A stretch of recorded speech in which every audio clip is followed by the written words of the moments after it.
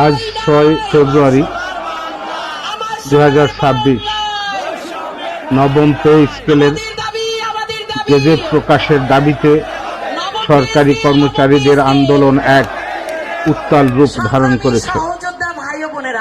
সারা বাংলাদেশ থেকে সরকারি কর্মচারীরা জড়ো হয়েছে ঢাকার কেন্দ্রীয় শহীদ মিনারে এবং সেখান থেকে তারা যমুনার অভিমুখে ভুকা মিছিল সহকারে হাতে থালা বাটি নিয়ে তারা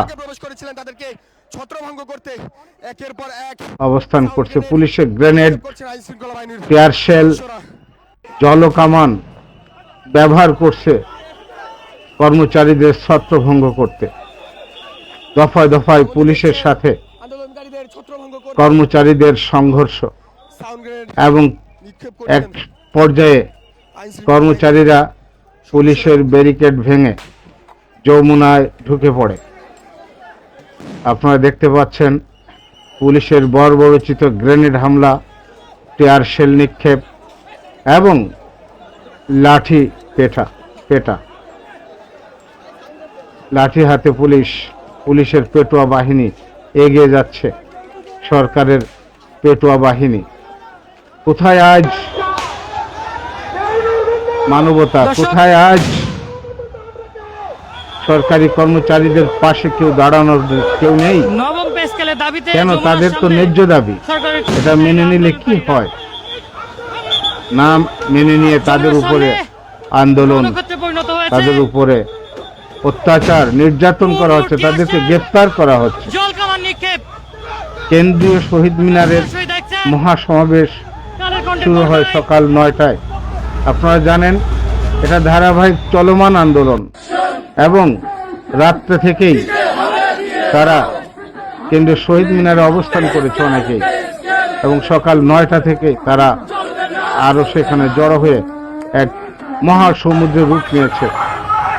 তারা দেশ অচল করে দেওয়ার হুমকি দিচ্ছে। তারা 12 ফেব্রুয়ারি যে জাতীয় সংসদ নির্বাচন, সেই নির্বাচন দায়িত্ব পালন থেকে বিরত থাকার প্রতিশ্রুতি ব্যক্ত করছে।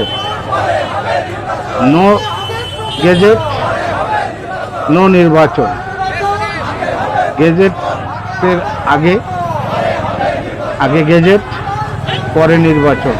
গেজেট না হলে তারা নির্বাচনে দায়িত্ব পালন করবেন না বলে সাফ জানিয়ে দিয়েছেন। মিছিলে সয়লাভ আজ ঢাকা নগরী, ঢাকা সহ সারা দেশেই প্রায় এই অবস্থান কর্মসূচি চলমান রয়েছে। ভুকা মিছিল,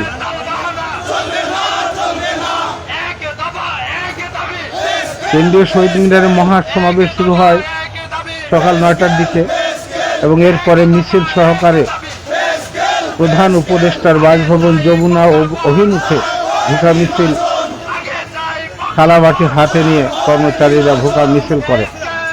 মিছিলে পুলিশি বাধা, সব মিলে রাজধানী আজ উত্তপ্ত, সরগরম।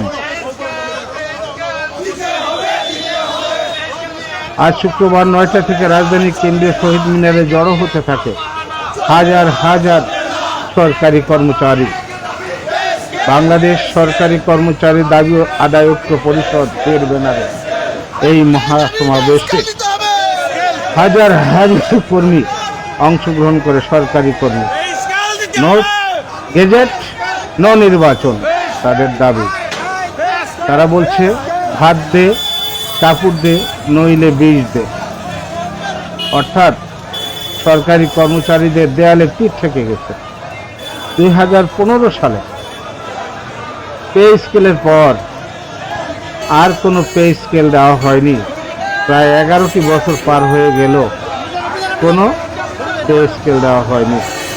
সরকারি কর্মচারীদের নাভিশ্বাস অবস্থা, বিশেষ করে ১০ম থেকে 20তম গ্রেডের কর্মচারীদের নাভিশ্বাস অবস্থা।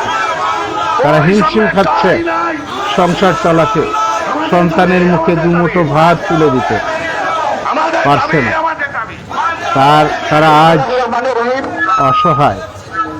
তারা আজ নিরুপায় হয়ে এই আন্দোলনে লিপ্ত হয়েছে। যদিও এই সরকার কয়েকবার আশ্বাস দিয়েছে পে কমিশন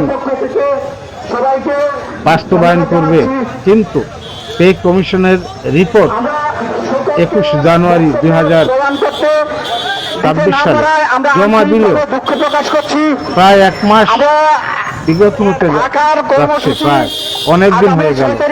এটার গেজেট প্রকাশের কোনো লক্ষণ তারা দেখতে পাচ্ছেন না, তাই তারা হতাশ হয়ে আন্দোলন সংগ্রামে লিপ্ত হয়ে পড়েছেন।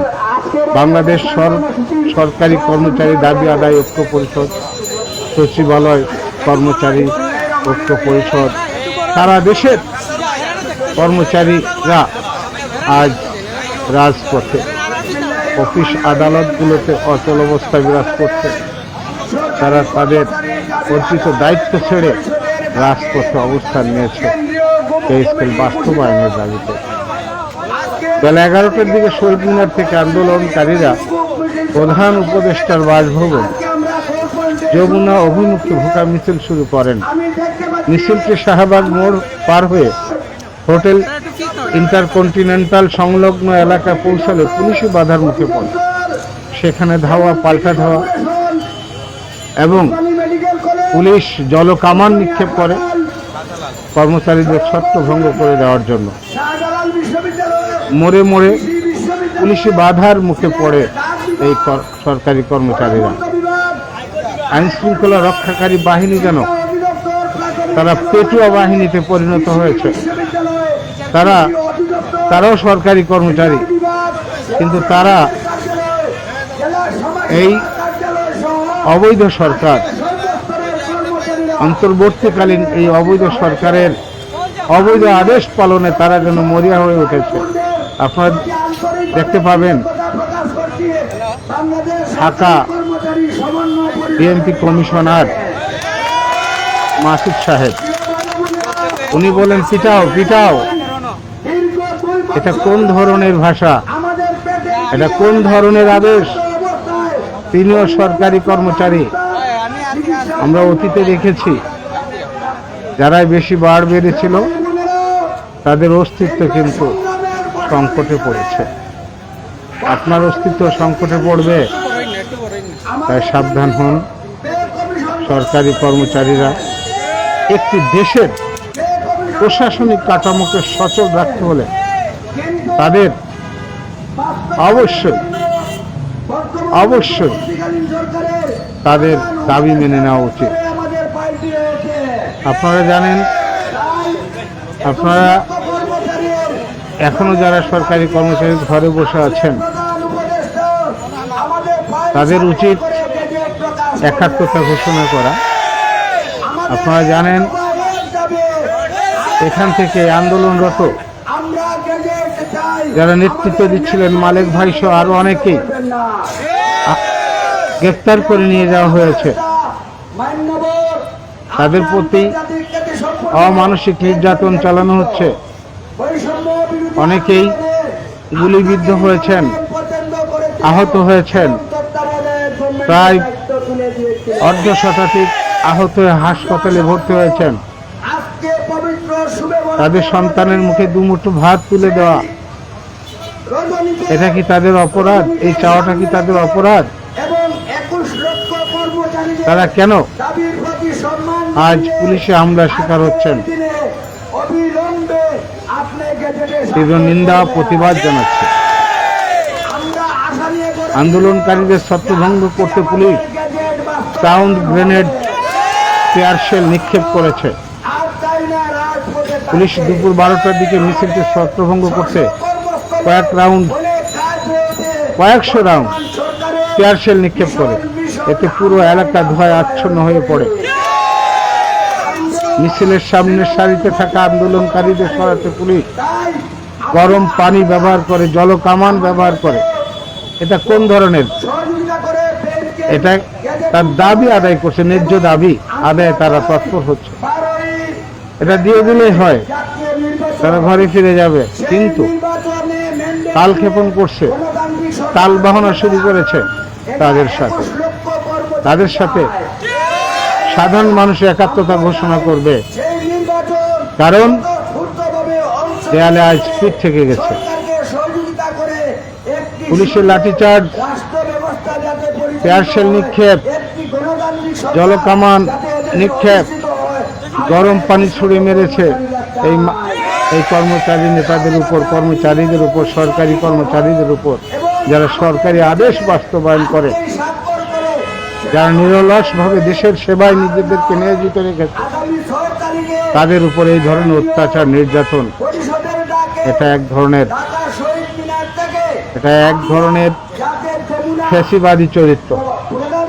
বিগত সরকারকে ফ্যাসিবাদ বলা হলেও এই সরকার কম কিসে ফ্যাসিবাদে, তারা তো সেই সরকারের চেয়ে আরো বেশি এগিয়ে মনে হচ্ছে। বর্তমানে শাহবাগ মোড়, মিন্টু রোড, যমুনা সংলগ্ন এলাকা থমথমে পরিস্থিতি বিরাজ করছে। পুলিশ ও অতিরিক্ত বিজিবি মোতায়েন করা হয়েছে, নিরাপত্তা জোরদার করা হয়েছে। এটা নিরাপত্তা নয়, বরঞ্চ অত্যাচার, নির্যাতন করার জন্য তারা সেখানে এই সরকারের পেটোয়া বাহিনী জড়ো করছে। আন্দোলনকারীরা আবারও শাহবাগ মোড় হয়ে তারা শহীদ মিনারে বর্তমানে অবস্থান করছে। তাদের একটাই দাবি, পে স্কেল ছাড়া তারা ঘরে ফিরবে না।